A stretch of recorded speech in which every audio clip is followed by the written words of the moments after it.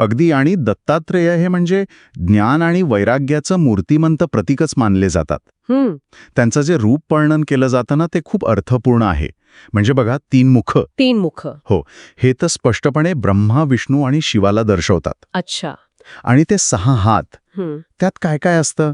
म्हणजे त्रिशूळ, कमंडलू, चक्र, शंख अशी आयुधं दिसतात. याचा अर्थ काय घ्यायचा? बरोबर.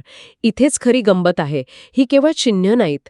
माहितीनुसार ही जी आयुधं आहेत ना, ती त्या त्या देवतेच्या शक्तीचं प्रतिनिधित्व करतात. अच्छा. म्हणजे कसं? जसं चक्र, ते विष्णूचं म्हणजे पालनाचं प्रतीक. आहा. त्रिशूळ शिवाचं संहाराचं प्रतीक. हा. आणि कमंडलू किंवा जपमाळ ते ब्रह्मदेवाच्या निर्मिती आणि तपस्वी वृत्तीचं प्रतीक. ओके. म्हणजे ही सगळी आयुधे अत्र धारण करणं हेच त्यांच्या एकत्रित स्वरूपाचं आणि कार्याचं द्योतक आहे. वा. म्हणजे निर्मिती, पालन आणि संहार या तिन्ही शक्ती एकाच ठिकाणी केंद्रित आहेत. कमाल आहे. अगदी. म्हणजे एक प्रकारे तिन्ही देवांच्या कार्याचा समन्वयच आहे त्यांच्या रूपात. हो. आणि त्यांच्यासोबत 4 कुत्रे आणि 1 गाय असते नेहमी. त्याबद्दल काय सांगितलंय आपल्या माहितीमध्ये? हो, ते पण खूप महत्वाचं आहे. ते जे 4 श्वान आहेत म्हणजे कुत्रे, ते 4 वेदांचं प्रतीक आहेत. काय सांगता? वेद? हो, म्हणजे साक्षात ज्ञान त्यांच्यासोबत चालते. किती किती सुंदर कल्पना आहे ही.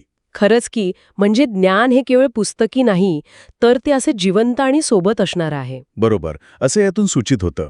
आणि गाय? गाय पण असते ना? हो, गाय हे पृथ्वी आणि धर्माचं प्रतीक मानलं जातं. अच्छा. पृथ्वी आणि धर्म. म्हणजे हे सर्वोच्च ज्ञान आणि त्रिदेव शक्ती यांचं मूळ धर्मात आणि पृथ्वी तत्वात रुजलेलं आहे. या सगळ्या प्रतीकांमधून एक परिपूर्णतेची कल्पना येते आपल्यासमोर. आता हे सगळं ऐकल्यावर महाराष्ट्र आणि इतर राज्यांमध्ये त्यांचं एवढं महत्त्व का आहे, याचा थोडा अंदाज येतोय. कदाचित हे परिपूर्ण स्वरूपच लोकांना जास्त आकर्षित करत असेल. नक्कीच. आपल्या स्रोतांमध्ये पण यावर भर दिला आहे की हे जे एकत्रित स्वरूप आहे ना, ज्या ज्ञान, वैराग्य आणि तिन्ही दैवी शक्ती एकवटल्या आहेत, ते लोकांना खूप भावलं आहे. विशेषतः ज्या परंपरांमध्ये गुरुपरंपरेला खूप महत्त्व आहे, तिथे दत्तात्रेयांना आदी गुरु मानतात. आदी गुरु, सर्वश्रेष्ठ गुरु. हो, सर्वश्रेष्ठ गुरु. त्यामुळेच त्यांची उपासना ह्या प्रदेशांमध्ये इतकी खोलवर रुजलेली आपल्याला दिसते. अच्छा. ते एकाच वेळी आपल्याला सृष्टीचं तत्वज्ञान सांगतात आणि त्यापासून अलिप्त कसं राहायचं ते वैराग्यही शिकवतात. म्हणजे दत्तात्रेय